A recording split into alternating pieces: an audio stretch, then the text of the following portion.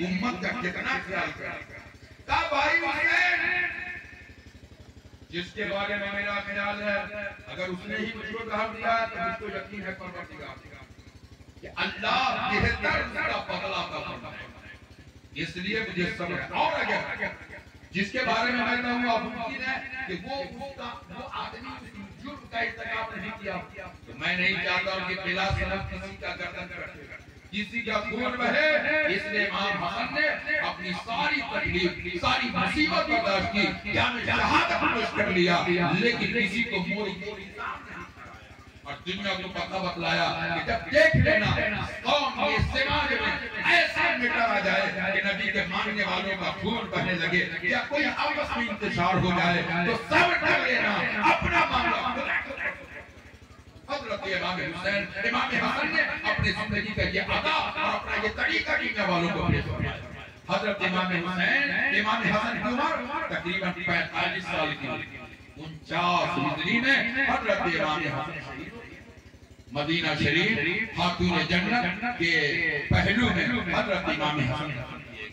اب اس کے بعد تقریباً 20 سال حضرت امیر معاویہ نے اس حکومت کی کرسی کو سنبھالا اور جب حضرت امیر معاویہ کی مثال کا وقت ہوا کچھ لوگوں نے کہا کہ حضرت امیر معاویہ نے جان بوجھ کر لیکن مورخین راوی فرماتے ہیں کہ صحابی حضرت امیر معاویہ بڑا اونچا درجہ ہے. جب قرآن نازل ہوتا تو اللہ کے رسول نے حضرت امیر معاویہ کو قرآن کا کاتب یعنی وحی الہی کی کتابت کرنے والوں میں حضرت امیر معاویہ کا نام. رسول اللہ نے انہیں بڑی محبت کی اور رسول سے حضرت امیر معاویہ کو بڑا عشق تھا بڑا پیار.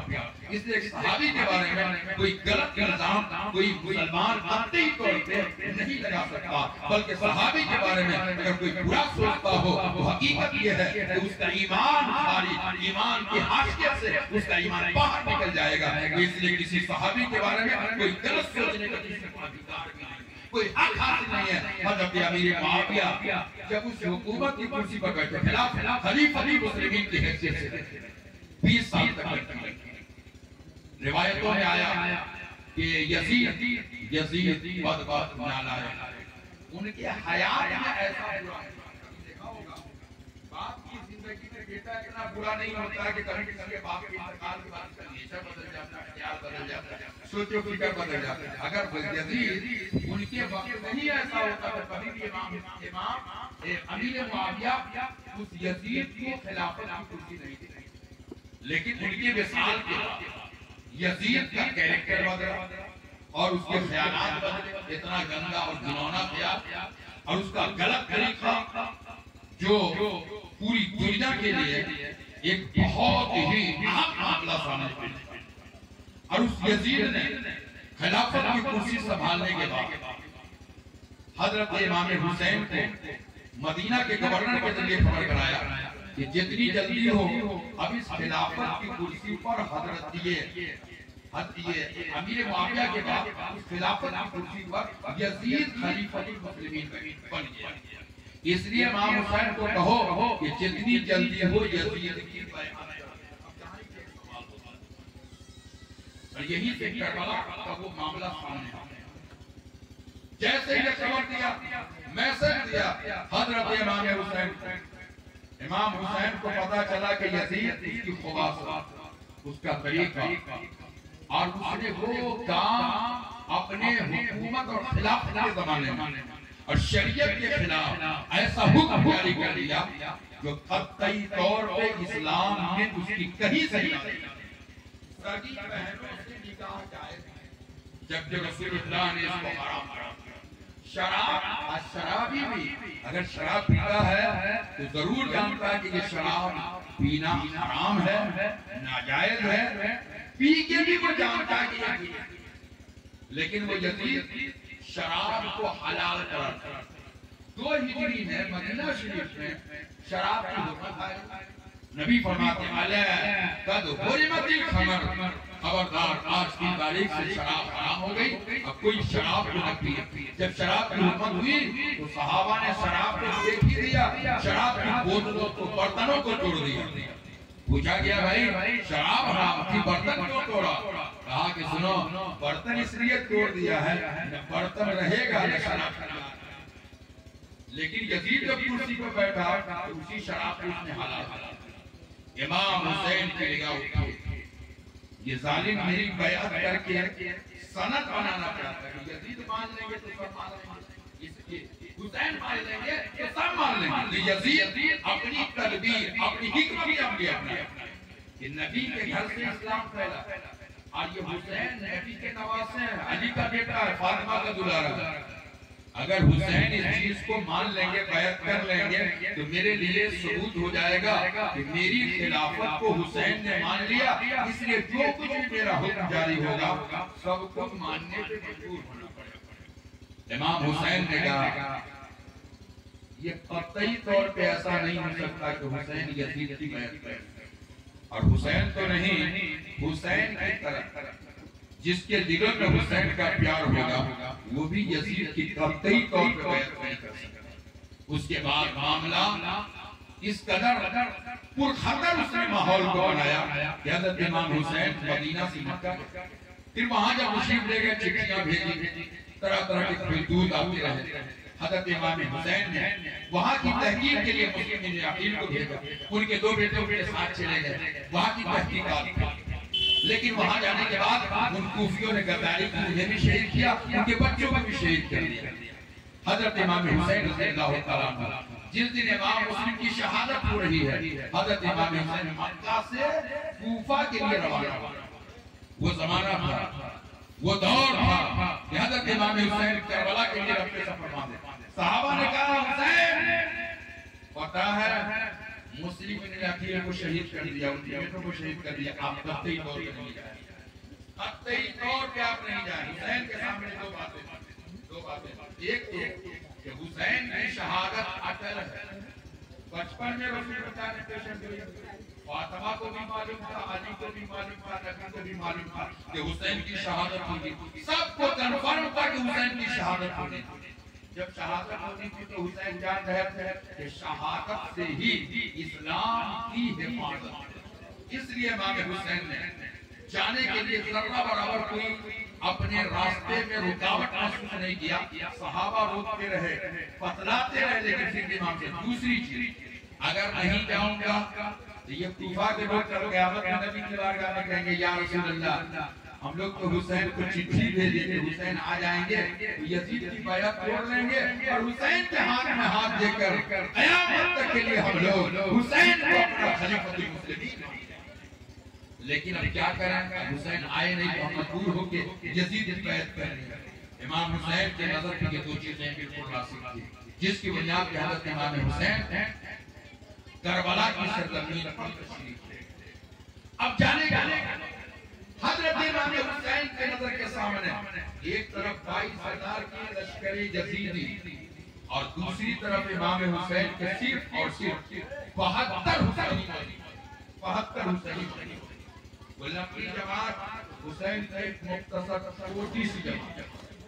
حضرت امام حسین نے اس کربلا کی سرزمین سے اپنی اذانیں لگی، 22,000 میں بھی اذان ہو رہی تھی، 72 والوں میں بھی اذان ہو رہی تھی۔ ادھر بھی خطبے پڑھے جاتے، ادھر بھی خطبے پڑھے جاتے، ادھر بھی نماز کے لوگ قائل تھے، حسین کے 72 میں بھی نمازی ہوتی، لیکن امام حسین نے آخر اس یزید کے سامنے جو اپنی بیعت یزید کی نہ قبول کی، اس کا کیا کیا؟ آپ ایک مسئلہ ذہن کے سامنے رکھیں، امامت کی 2 قسم، امامت کی 2 قسم، ایک امامت صغرا جو مسجدوں کی امام صاحب امامت کرتے ہیں، جس کو امامت صغرا کہتے ہیں، اور ایک امامت کبریٰ۔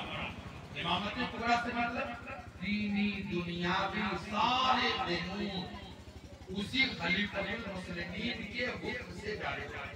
ابو بکر جب تک خلیفۃ المسلمین رہے، نماز بھی، دنیا کے تمام احکام بھی، جنگوں میں جانا ہے تو وہی انہی کے حکم سے، لشکروں کو بھیجنا ہے انہی کے حکم سے، دنیا داری کا کوئی کام ہے انہی کے حکم سے، دین کا کوئی کام ہے انہی کے حکم سے۔ اسی کو کیا کہتے ہیں؟ امامت کبریٰ۔ تو اب وہاں یزید کے سامنے جو حضرت امام حسین تھے، اب امام حسین کے سامنے کون سی امامت کا معاملہ؟ امامت صغرا نہیں بلکہ امامت کبرا۔ وہ کیا تھا؟ دینی دنیاوی تمام امور کو انجام دیا۔ امام حسین اگر یزید کی بیعت مان لیتے تو یزید جتنی حرام چیزوں کو حلال قرار دیا تو پھر ذمہ دار حسین ہوتے۔ جبکہ رسول اللہ کی حدیث پکار کے کہتی ہے اگر حکومت کی کرسی پہ کوئی ظالم بیٹھا ہو تو رسول اللہ نے فرمایا تھا ہاتھ سے روکنے کی طاقت ہو تو ہاتھ سے روکو، زبان سے روکنے کی طاقت ہو تو زبان سے روکو، اگر زبان سے بھی روکنے کی طاقت نہیں ہے تو دل سے برا جانا۔ امام حسین کربلا کے میدان میں حسین کے سامنے یہی نظر تھا کہ رسول اللہ نے فرمایا ہے اور میرے جسم میں خون کا قطرہ گردش کر رہا ہے، جب تک خون کا قطرہ جاری رہے گا میں قطعی طور پہ یزید کی بیعت قبول نہیں کر سکتا، یزید کے ہاتھ میں ہاتھ نہیں دے سکتا، سر دے سکتا ہوں لیکن اپنا پیارا نہیں۔ آج دنیا کی ریت دیکھیے، جب کسی کے سر پہ حملہ ہوتا ہے تو سر بچانے کے لیے دنیا ہاتھ دیتی ہے، سر بچانے کے لیے کہ ہاتھ بچ جائے لیکن سر بچ جائے، لیکن وار حسین ہاتھ ہی مانگنا پڑے، ہاتھ ہی مانگنا پڑے۔ امام حسین نے کہا ظالم یزیدی سر دے سکتا ہوں ہاتھ نہیں دے سکتا۔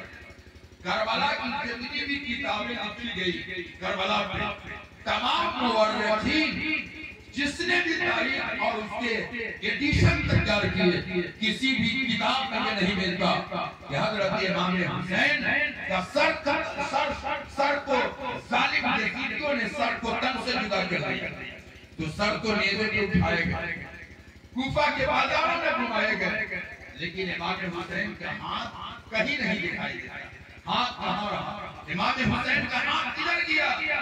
گویا قدرت نے امام حسین کے اس ہاتھ کو اپنی بارگاہ میں اٹھا دیا تاکہ قیامت تک یزیدی بھیڑیا یہ نہ دنیا کو کہہ سکے حسین کو شہید بھی کر دیا۔ اور دیکھ لیں کہ بھی حسین کا ہاتھ ہے جو میں نے اپنے ہاتھ میں رکھ کر حسین سے بیعت کی تھی اور بیعت کا دعویٰ کیا تھا، حسین نے میری بیعت کو قبول کر لیا، تو زندگی میں حسین نے ہاتھ نہ دیا، شہادت کے بعد بھی اللہ نے حسین کے ہاتھ کو اپنی بارگاہ میں رکھ لیا تاکہ وہ قتل حسین کے بعد بھی نہ کہہ سکے کہ حسین کا ہاتھ میرے ہاتھ میں آ گیا۔